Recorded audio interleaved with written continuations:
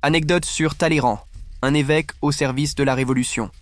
Homme d'esprit, amoureux des plaisirs et du beau sexe, le prince Charles Maurice de Talleyrand-Périgord incarne l'art de vivre aristocratique au siècle des Lumières. Personnage cynique et corrompu, doué d'une intelligence supérieure, c'est aussi le meilleur diplomate qu'a jamais eu la France. Il a trahi tous les régimes qu'il a servis, mais jamais les intérêts supérieurs de l'État. Évêque agnostique, il soutient la Révolution sans état d'âme, installe Bonaparte au pouvoir, complote contre l'empereur qui refuse d'écouter ses conseils de modération et vouera le reste de sa vie à replacer la France au cœur de l'échiquier européen. Un libertin éclairé premier-né de la grande famille aristocratique des Talleyrand-Périgord, Charles Maurice grandit dans la société raffinée de l'Ancien Régime.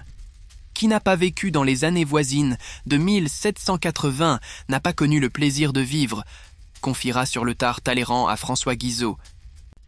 Empêché d'entrer dans la carrière militaire à cause d'une malformation du pied, il est réorienté vers l'Église, bien que n'ayant pas de vocation religieuse. Charles Maurice entre à 16 ans à Saint-Sulpice.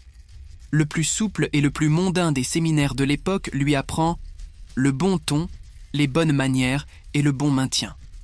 Ce savoir-vivre lui restera toujours.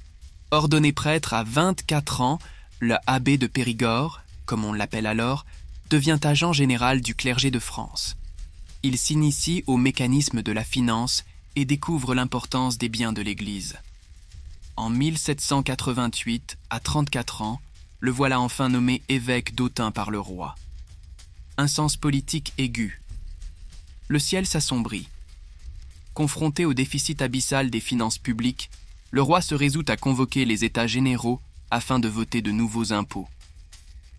Talleyrand, élu député du clergé d'Autun, entre en politique.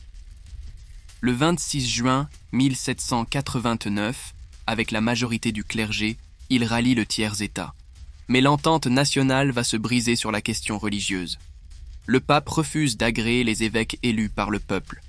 En représailles, la Constituante exige des membres du clergé un serment de fidélité à la nation, à la loi, au roi, dans les 8 jours et sous peine de prison. La moitié des curés s'y refusent, de même que tous les évêques, sauf 4. Parmi ces 4-là figure Loménie de Brienne, qui n'est toujours pas croyante en Dieu, et Talleyrand, qui ne l'est guère plus. La guerre religieuse va durer 10 ans, jusqu'au Concordat, qui sera habilement négocié par Talleyrand, ministre de Bonaparte. Talleyrand rompt avec la Révolution. En janvier 1791, Talleyrand démissionne de sa charge d'évêque. Les événements se précipitent. La monarchie est renversée le 10 août 1792. Talleyrand, qui fait l'objet d'un décret d'accusation, part pour l'Angleterre, puis de là aux États-Unis. La chute de Robespierre le convainc de revenir au bercail. Le 16 juillet 1797, à l'occasion d'un remaniement, le voilà ministre des Relations extérieures. Il se montre avant tout soucieux de l'équilibre européen et hostile aux conquêtes. Le nouveau ministre entre en correspondance avec Bonaparte, l'homme dont on parle, général en chef à 26 ans, qui s'est illustré dans la campagne d'Italie. Talleyrand et Napoléon, une séduction réciproque, première rencontre des deux hommes, 6 décembre 1797.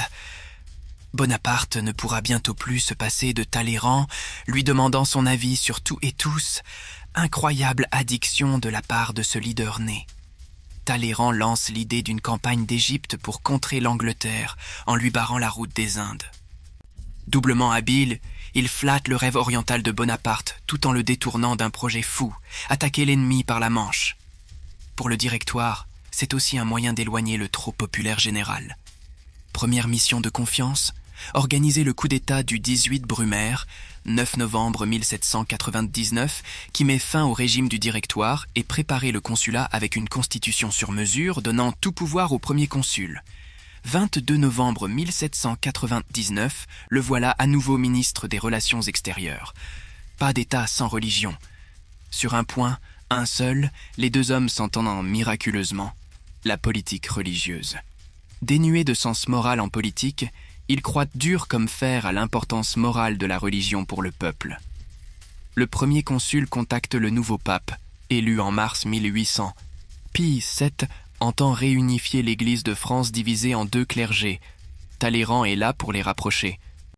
Parenthèse personnelle, relevé de l'excommunication et rendu à l'état laïque, Talleyrand peut épouser sa maîtresse, Madame Grand. Le concordat est enfin signé. Le pape reconnaît la République et renonce aux biens enlevés au clergé sous la Révolution. De son côté, le gouvernement de la République française reconnaît que la religion catholique, apostolique et romaine est la religion de la plus grande majorité des Français. Le duo devient duel. Les deux hommes ne tardent pas à se diviser sur le traité de paix d'Amiens, 25 mars 1802, Bonaparte reprochant à l'Angleterre de n'en pas respecter les clauses. Talleyrand, lucide, voit venir le pire. Cette paix n'avait pas encore reçu sa complète exécution, qu'il jetait déjà les semences de nouvelles guerres qui devaient, après avoir accablé l'Europe et la France, le conduire lui-même à sa ruine. Dans les mois qui suivent, les attentats royalistes se multiplient contre Bonaparte. Talleyrand conseille de faire un exemple en arrêtant le dernier Condé, même si le jeune duc n'est pas impliqué dans les complots, et Bonaparte décide de l'assassinat du duc d'Enghien. Cette exécution sommaire émeut la France, indigne l'Europe, et toutes les têtes couronnées se ligueront contre l'empereur. Là est la faute. Mais les royalistes se rallieront majoritairement à Napoléon. En cela, il a bien joué et Talleyrand l'a bien conseillé. Une action qui leur sera pourtant éternellement reproque